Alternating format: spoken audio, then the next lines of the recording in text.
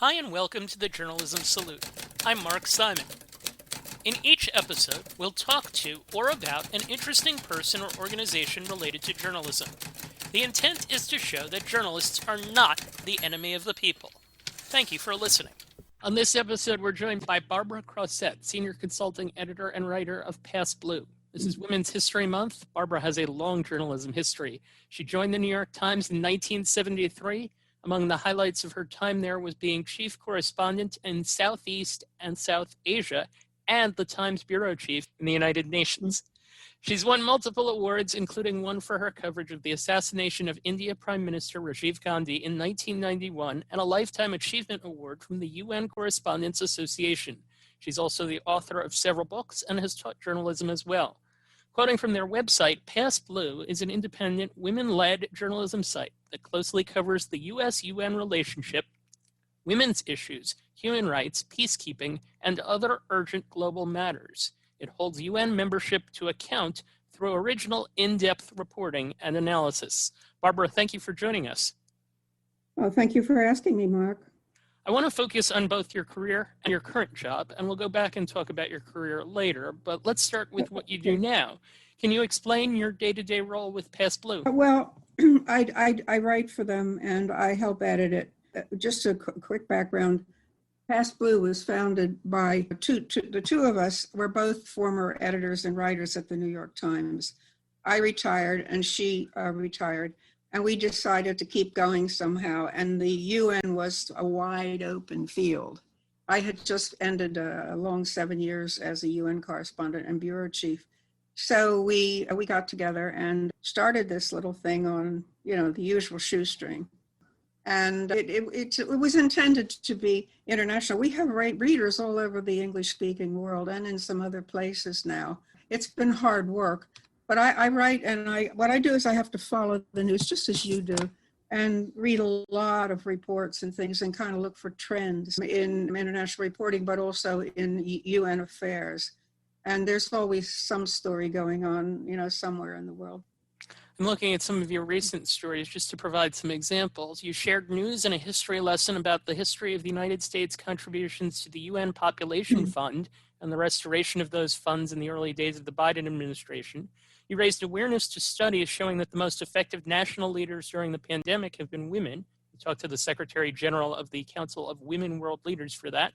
And you wrote about the president of Rwanda, who is the head of the African Union, and both his problematic past and the fact that there will be more women than men on the Union Commission. Can you walk us through one of those, what you reported and what your reporting entailed?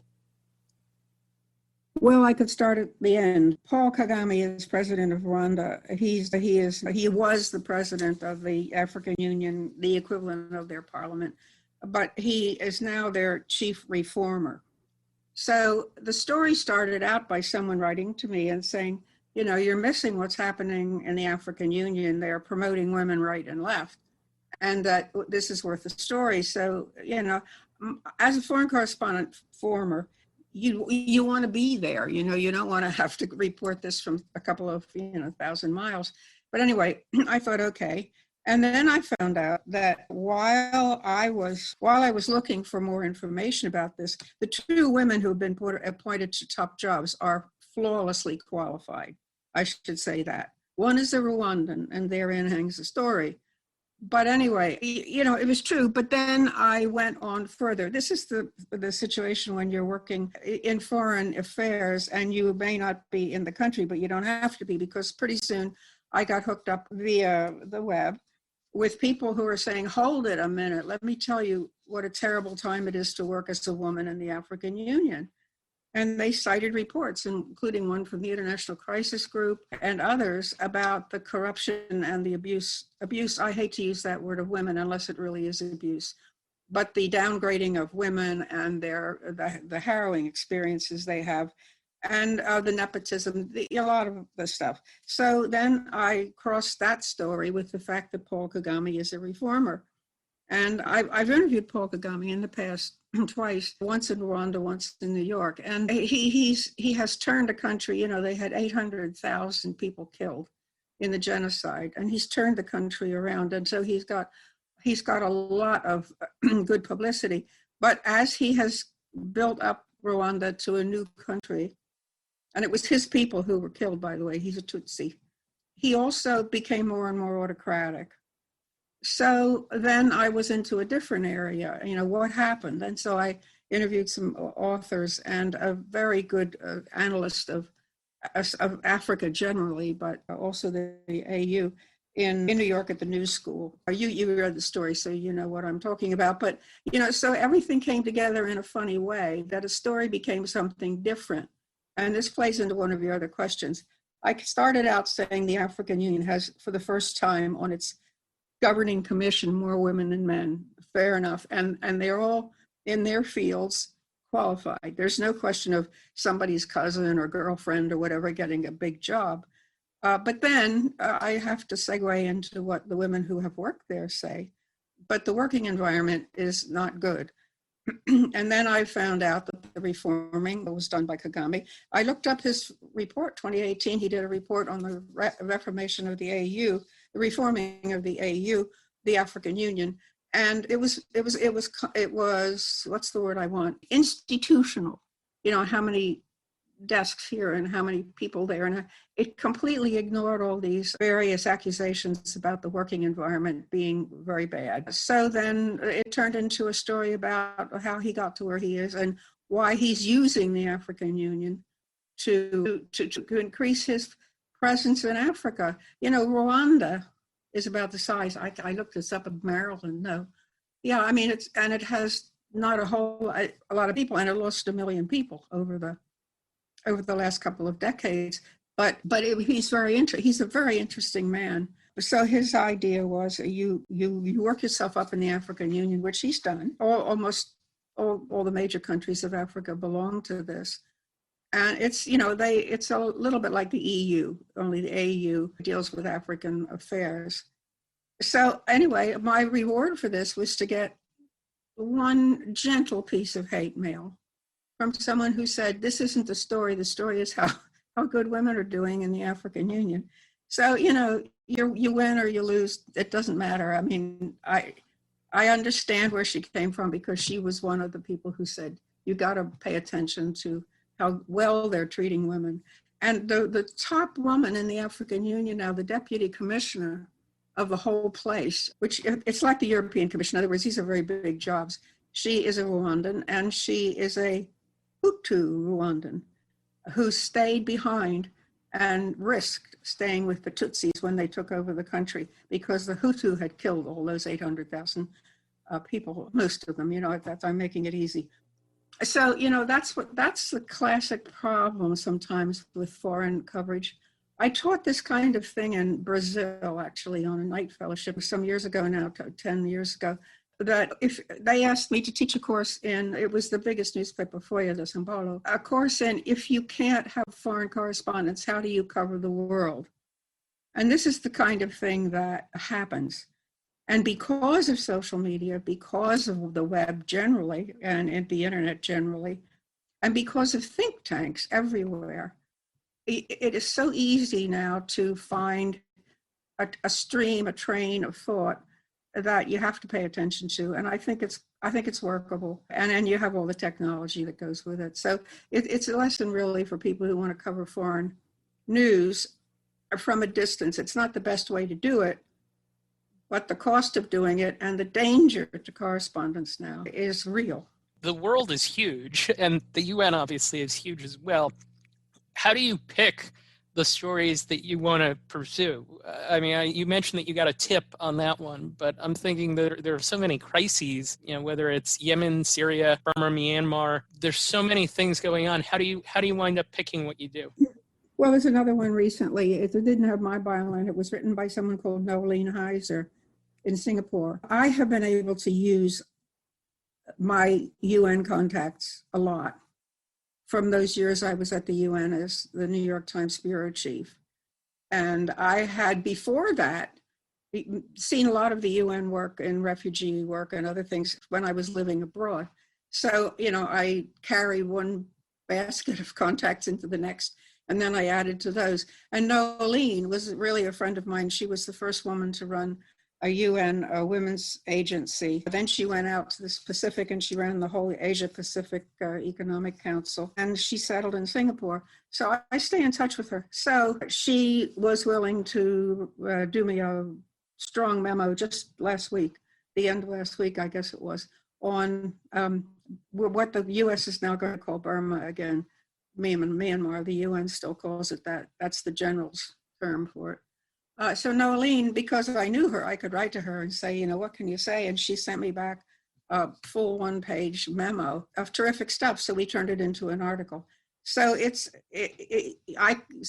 answer your question and not just wander around it, I know because of the news what's happening in Burma or Myanmar, whatever you want to call it. Aung San Suu Kyi always said we should call it Burma, but never mind right now. I knew what was happening, but I also wanted to find somebody whom I trust to write an analysis of it and where's the way out.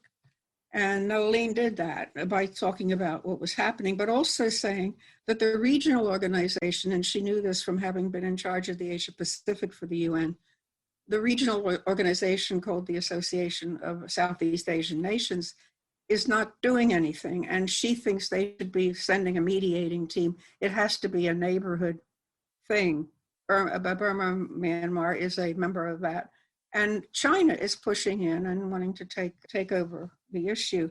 So, that's one thing. And not everybody would have that same, sort of series of jobs that I had, that I was able to build up these contacts. But once you work around the UN, you meet wonderful people from all over the world, people who are in the governments there or in the NGOs, and that's another very important thing, or people at the UN who have come back from working in those places. So, you build up a group of people who you can trust to write something that is analytical, but also fair.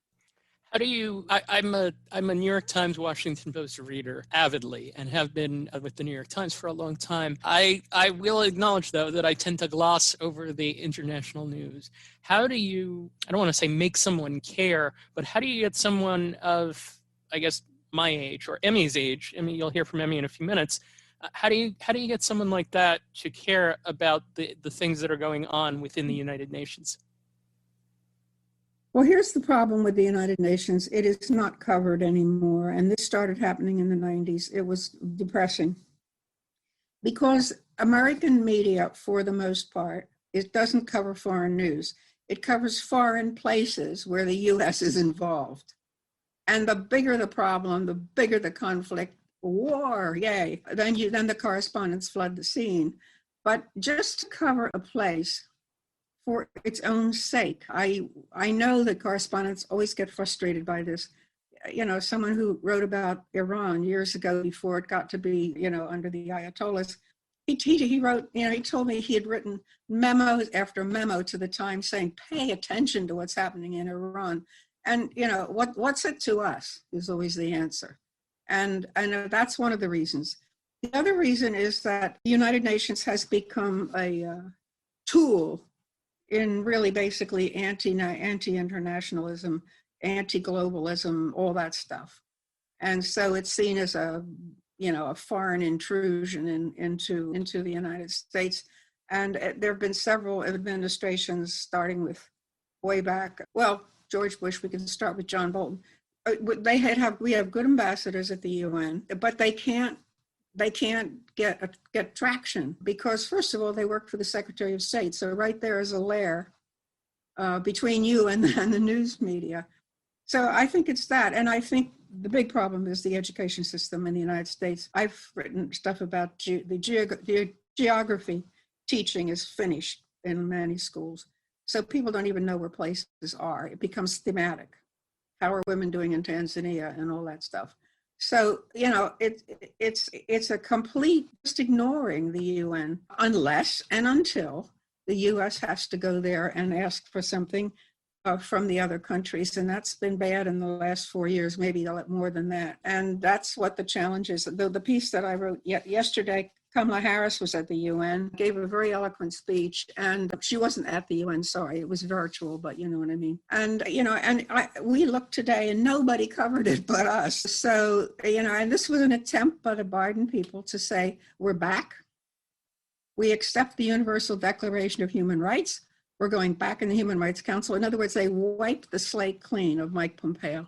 I ask one more before we segue to talking about your career. What are you most proud of? What are you and the others who run the site most proud of regarding your coverage of the United Nations for PassBlue? Well, I think the scope of the readers, as I said, I think the second largest group of readers outside the US and Europe, and Canada, of course, is India and Southeast Asians. Yesterday, when I listened to the endless reports from all the nations, this is how Kamala Harris got her turn, an awfully large majority spoke in English now. This sends the French into a frenzy, but it's true. And so that's another issue. There are many, many people now who learn English just to deal with websites and the internet, because that's now become the international language. The question was, what are you most proud of regarding your site? Oh, yeah, the fact that we have this big international audience. And the fact that we are beginning to we don't have money. We're always running on, the Carnegie Corporation has helped us, but we're running on, sort of empty tanks most of the time. Is that we're getting people with distinguished enough names and experience who write op-eds that they don't want to get paid for. They get a chance to make their point to an international audience. So it's the fact that we built up both the kind of people I talked about with Nolene Heiser in Singapore, and also others who have been in the United Nations system and are often very critical of it, who are willing to write for us for very little money or nothing in order to get their point out, because the United Nations is extremely closed and it shuts down all kinds of trouble within the organization. And so whistleblowers is what we get. And so, so those things, the fact that we have an audience of real people and all of them who understand international affairs. So that's the great success of PassBlue. And your time covering international news certainly goes back a ways. This podcast, we like to go back and look at stories from the past. And with you, there are quite a few to choose from. You started at the New York Times in 1973, and just to give a sampling, early in your career, I noticed theater and culture writing. I went through the archives, found you writing about Gregory Hines at the earliest point in his career. You covered and edited Westchester and New Jersey, then moved to international news. I found a story from 1982 where you were looking at trends and where we were headed with girls and women and working with computers. One week, you're writing about elephants in the Bronx Zoo. A little bit later than that, you're writing about the U.S. saying that Russians were withholding data on the size of maneuvers near Poland, and you're covering Capitol Hill in 1981 and El Salvador and foreign policy stories. There's just a bevy of things to choose from here. What was the jump for you like into international reporting from some of the things that I was talking about? Well, what I don't know if I still have on my resume or not, but I started in daily journalism in London. My husband's British. And for 3 years, I was an editor at the Birmingham Post in the Midlands, where I met a lot of Indians and Pakistanis, by the way. I got the handle on. I had never been to India then. When I came back to the States, I was hired by the Times. But, I was also interviewed by other people who were looking for women who had some sense of foreign news, because at the Birmingham Post, I was able to go to the Middle East. I did various reporting for them because it was a relatively small newspaper, but a good one. And, you're asked about mentors. David Hopkinson was the name of the editor. And what he did is go to bat for me with the authorities who said, we have plenty of English journalists. We don't need one from America. And he said, I'll be the judge of, who's going to take this job. And that was it. So after 3 years, I was hired by the Times, and I've never forgotten David Hopkinson's role in that at the Times. And then these other crazy things I did. I got to get strange, editors gave me things in all kinds of fields for the weekend section and for the arts and so on. And I had been around Europe for years, and so I had some familiarity. But, it was Arthur Gelb, the theater person who has written a lot. about the theater. He died a couple of years ago. Arthur Gelb gave me all kinds of interesting assignments that really had nothing to do. I was on the foreign desk at the Times. And then I make this very short. And then from 73, in 1980, I got a Fulbright fellowship to go to India and teach journalism. Abe Rosenthal would give me only 6 months. They had given me a year, but that's okay. I had 6 months, and I taught journalism in India. And then I got really hooked on India. So when I came back, I asked to go back as a correspondent, and they had never had a woman there. So it was like, you're kidding. And because I also had to do Pakistan, Afghanistan, Sri Lanka, where they were butchering each other, Nepal, Bhutan. Those, by the way, turned into books that I wrote later on. So when I came back to the States, I went to Central America for a while because I spoke marginal Spanish. And those Civil War years, it's being in the right place at the right time. And I had good friends by that time among the editors at the Times, because they were all ex-foreign correspondents, except for Arthur Gelb. And so you asked about mentors. It was more conversational than that. It was like, dumb things like, where's the best restaurant in Kabul, or, some other thing like that I could just pick up information from them. And so that's really how it happened. And then when I came back from Central America off and on, I was going to be sent to the Caribbean Central America Bureau to open a bureau. It was, there was a lot of conflict.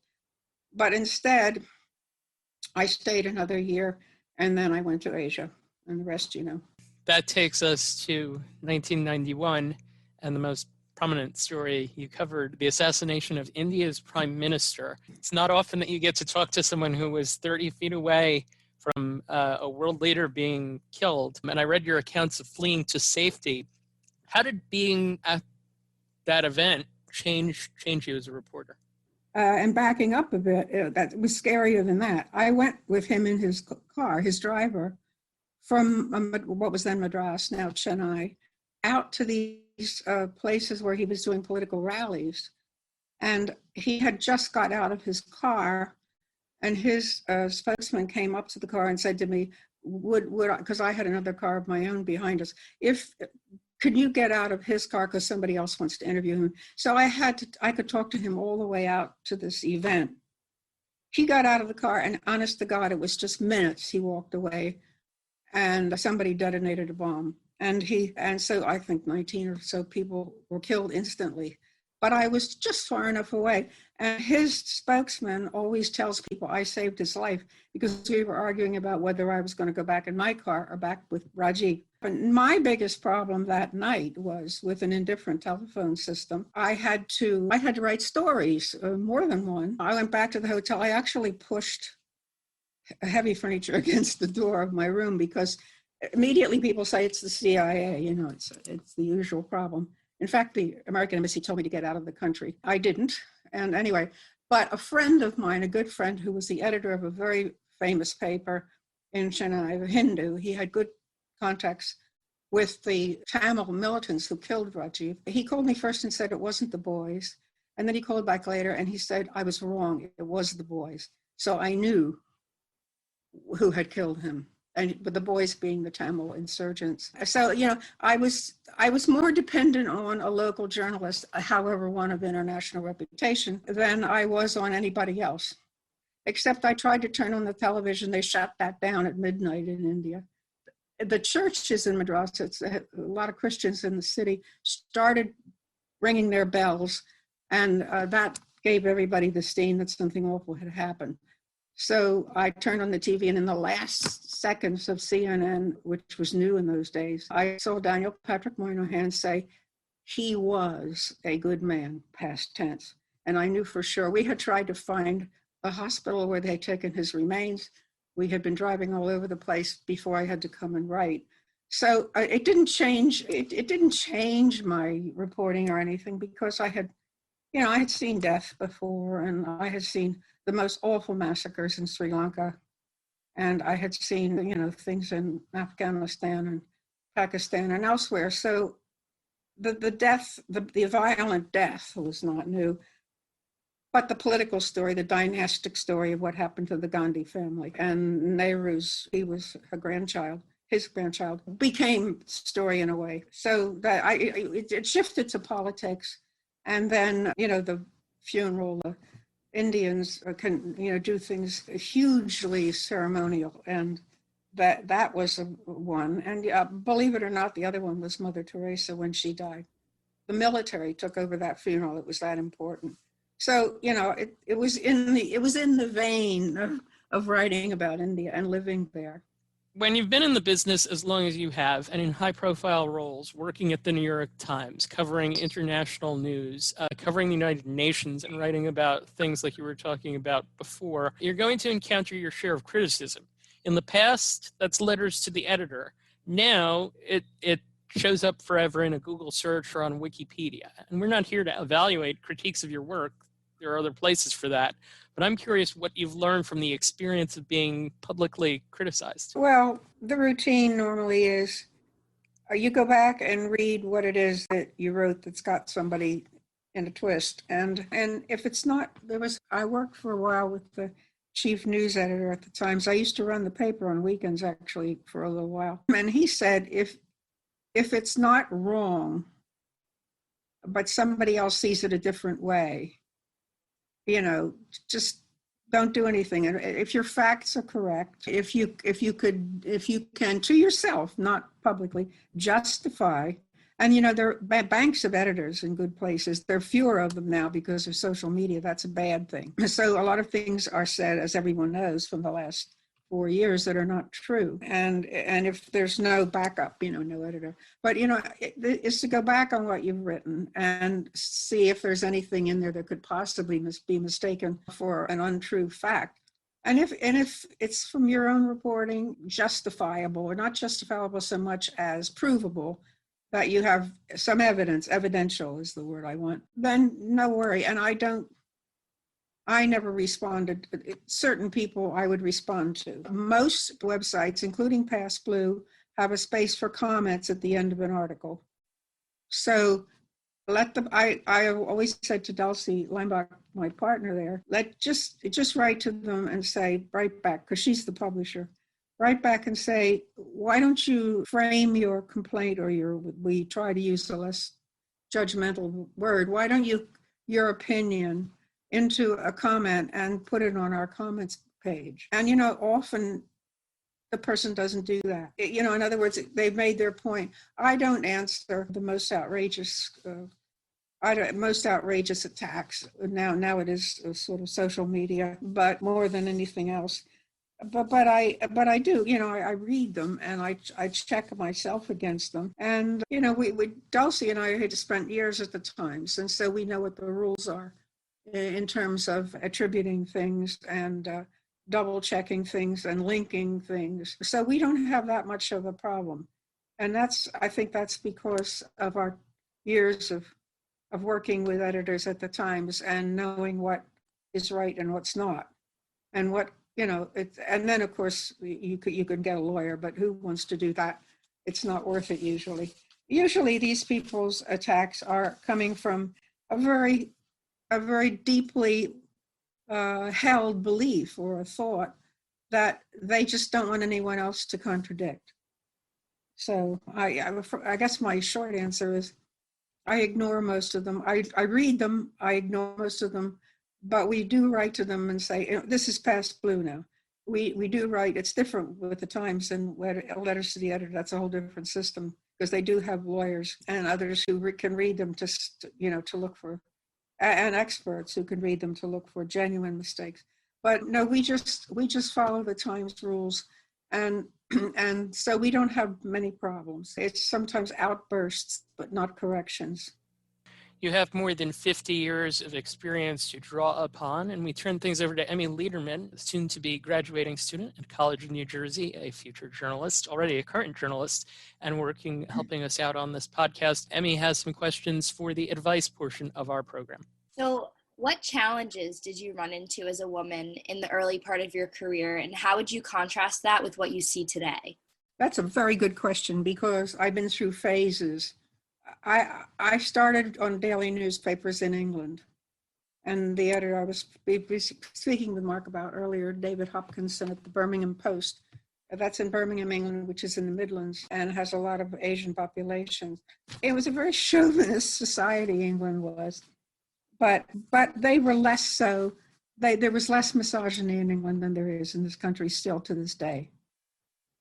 And Hopkinson gave me all kinds of opportunities. I mean, one year I was covering Paris fashion shows, the next year I was in Israel and all that stuff. And it was never a question of my being a woman to be given any assignment. When I got to the Times, I found a very disturbing thing, which is there was a sort of network that didn't want to accept the judgment of women. I mean, they could fill up slots and say we have 8%, whatever, foreign correspondents, but when it came to things like a possible conflict war in a place like Pakistan and India, I frequently got what we call in the journalism profession big-footed by somebody who wants to come out from Washington who thinks he knows more about the place than I do. And I had this problem, and also because as a woman, I had decided in places like Pakistan and elsewhere, in Islamic countries, I could stay with women in the purdah parts of the houses, or I could visit them in their homes, which a man couldn't do. I could see them in the markets. I could see what their children looked like. Did they have good teeth? Did they have shoes? And, get some sense of the society. My male colleagues, I'm sorry to say, were lined up outside the Prime Minister's office hoping for, a fragment of news. But that didn't make me a star. I was criticized by an American ambassador for covering the country from the bottom up. I thought I was pleased to know that he knew that I had got around the country and been in all these non-important places. But it was a criticism. And to some degree, that was also the case with the Times. There were editors who had been foreign correspondents. In order to get anywhere up in the Times, you had to have been a foreign correspondent, the top ranking people. That isn't the case now, but it was.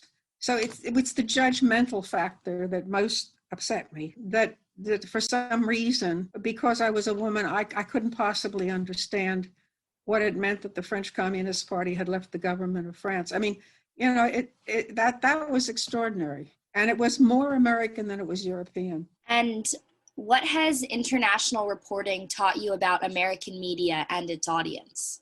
International reporting is not popular unless the U.S. is involved, unless it's American troops overseas, unless it's a conflict in which the U.S. is trying to intervene diplomatically, or the conflicts where the U.S. is walking away from it when it's caused the trouble. The idea I always thought, and especially at the UN, nobody was interested in the Security Council unless there was some sort of a flap going on that involved the United States. So it wasn't truly international news. It was foreign news, on American themes or American presence. The old jokes we used to say when a plane crash where it's really sick humor, but how many Americans were on board? I mean, the idea was they were not going to be interested in the story unless you could somehow connect it to the United States. You would have thought nowadays that with all the interconnection, and by the way, the non-government organizations, the NGOs are the best at this, what people used to call charities, because they are truly international and they do provide information from the ground up. They don't just get it from someone in the White House or the State Department or whatever. By the time I retired from the Times as UN correspondent, the other diplomats were saying, why should we bother? The Americans get all the people into the office, they brief them, then they come up to New York and they write the story ahead of time. We never get a chance to have our opinion included in this. It's manipulated to take only American interests at heart. So that's an exaggeration, I think. There are other ways around that, and one of them is to get to know other diplomats in the UN. In any case, Madeleine Albright, just a side thing. Madeleine Albright, when she was an ambassador at the UN and I was there, she told me once that the secret is when you go into a room and you're the only woman there around a conference table, and they open the discussion, be the first one to talk. and set the agenda right away. Now, she had the courage to do that, but don't let them get control of the situation. They will never call on you. And if you do say something, the man will repeat it later on. Everyone will say, what a great night, what a great idea, Ted. So she at her elevated level in international affairs was still finding this problem. And yeah. What type of gaps in international reporting should young journalism students work to fill? Well, a lot of it depends on one's background and interests and qualifications. Increasingly, to get to the larger media organizations, you have to a solid background. In other words, the Times I know better because I was there for so long. People covering the Supreme Court were lawyers. People covering, Larry Altman covered the HIV. He's a doctor and has hospital privileges. It's just like Sanjay Gupta now on CNN, a doctor who still has hospital privileges. He's a brain surgeon and he goes in and works in the hospital sometimes. And he's their authority on COVID-19. So it isn't just anymore to be, wanting to be a journalist. It's wanting to write about something. And environmentalism has given a lot of young journalists things to write about and things to research. They expect now more researched articles. We find over the years that young journalists often want to be journalists. They want to write opinion. And so they present themselves in that way. And so if an editor says, well, what are you particularly working on? The person with the most chance of getting a job or even being heard is someone who can say, well, for the last 2 years, I've been studying, I made a ridiculous thing, but, like the migration of some kind of bird or animal or whatever, if it's environment and so on throughout the, the various acts, but always looking for something that takes you beyond what everybody else has written about. That's the main thing. And that's not easy, and also it used to be in the United States, certainly, that there was a step ladder. You did the local news, the local planning board or something about whether they should have a stoplight at some corner. And then from there, you move maybe to the mayor's office or maybe the governor of the state. And then there may be then the senators or the representatives in Washington, maybe some Congress work. And then if you had accumulated all that, you went for a bigger media organization. So that is less so now. Over the years, I've found that, as I said, the Times preferred people who came in with qualifications, academic or otherwise, but also work in that field. There are all these good ways to do this. One of them is the United Nations has a volunteer program, which is a lot like the Peace Corps. And if you want to go to medical school, you take a gap year. And you go and you work in a refugee camp with people who come in with, shattered bones or whatever. It's the idea that you've not just got a degree, but that you've actually been there and you've seen these things and you can write about them and then know how to research them. I don't know that that's any use, but increasingly, as I guess I'm trying to say, is they like to know what it is and what it is you can contribute. And it could be in a lot of different fields. I guess the point is just a journalism degree now doesn't mean as much as it used to. That's not good news, but it's the way it is. To close, I found an interview you did with the legendary writer, producer, and director George Abbott in 1978. For those who don't know him, he directed the original Chicago and Damn Yankees, two favorites of my family, won 10 Tonys and an Oscar, and lived to 107. And he wrote, George Abbott couldn't stop working if he wanted to. Quote, I had a project for so many years of my life, it's a habit, the 91-year-old writer and director said. With that in mind, what keeps you going as a reporter at age 82?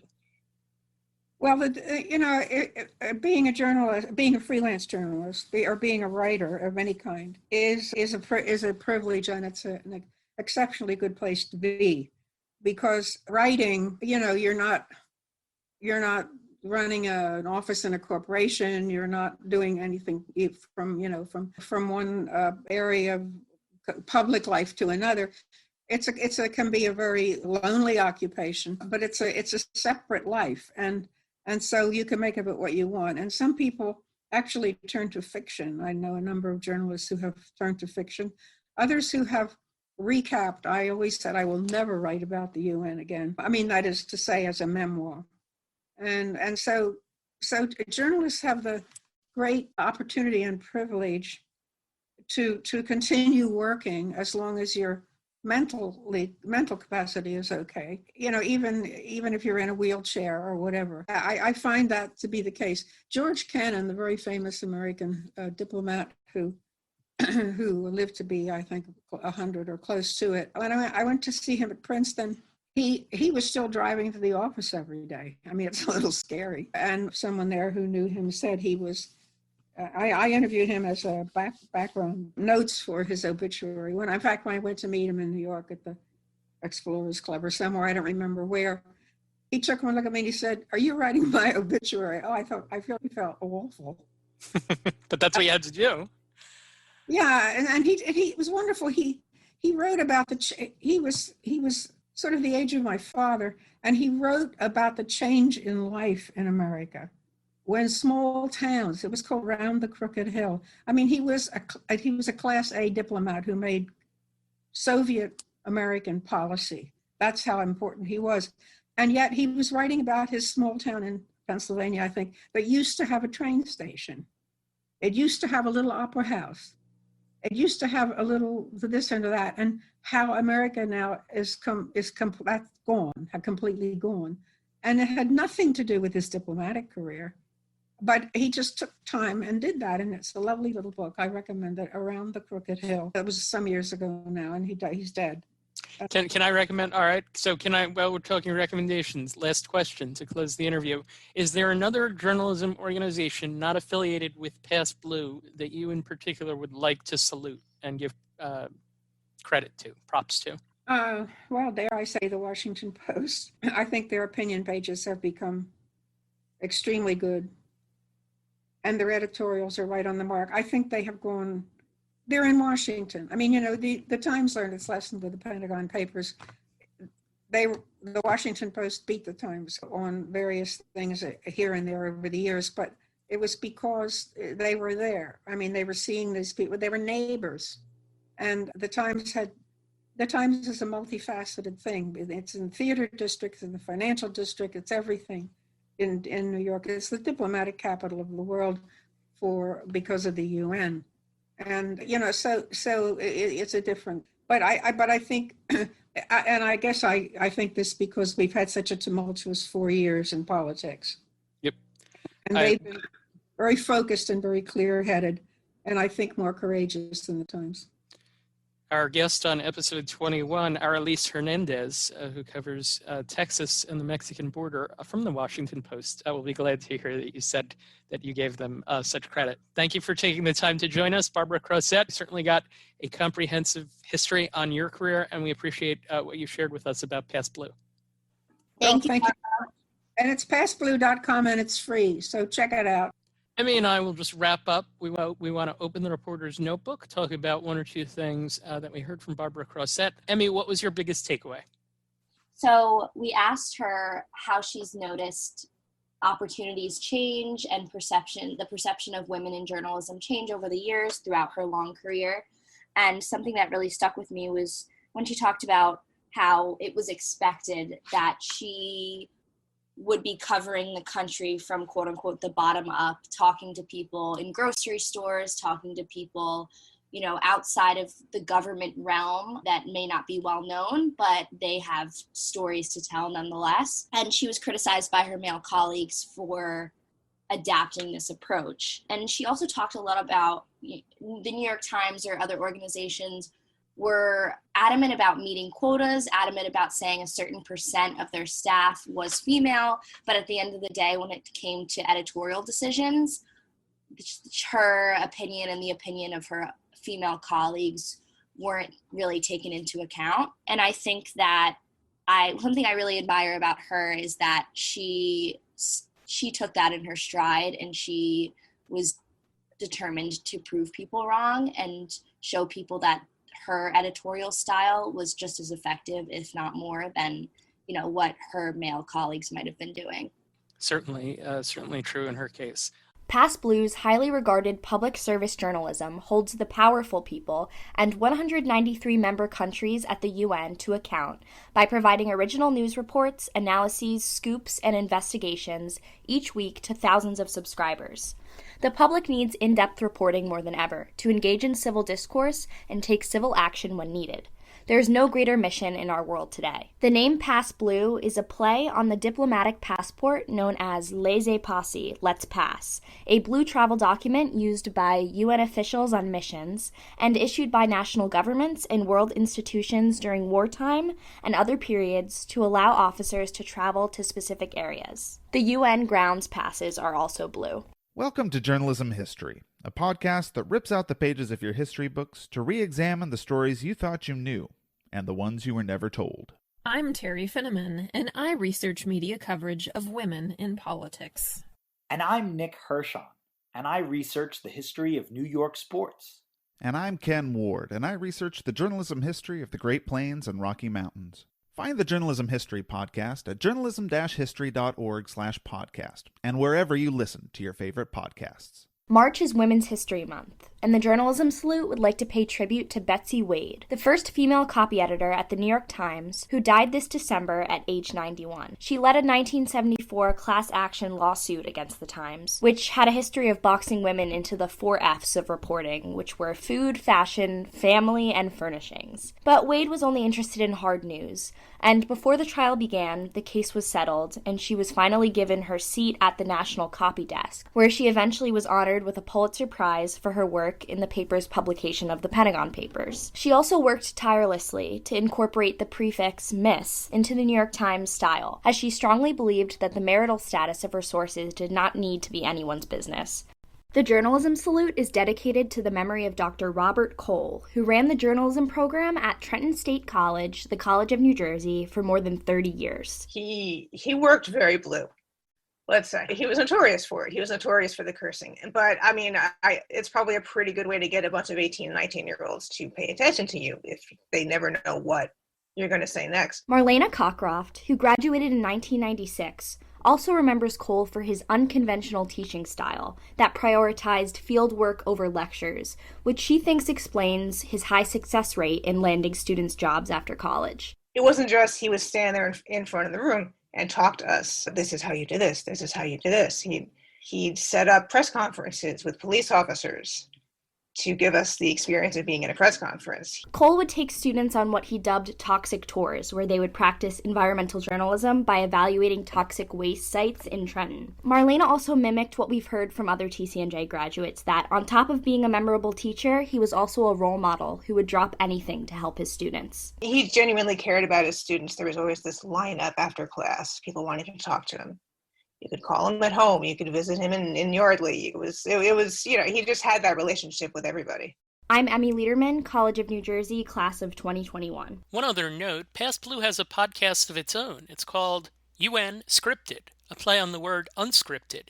It takes you inside the UN and looks at where the real work is being done. You can find it wherever you get your podcasts. Thank you for listening to the Journalism Salute. Please let us know what you think of the show. You can find us on Twitter @JournalismPod, and you can email us at journalismsalute@gmail.com.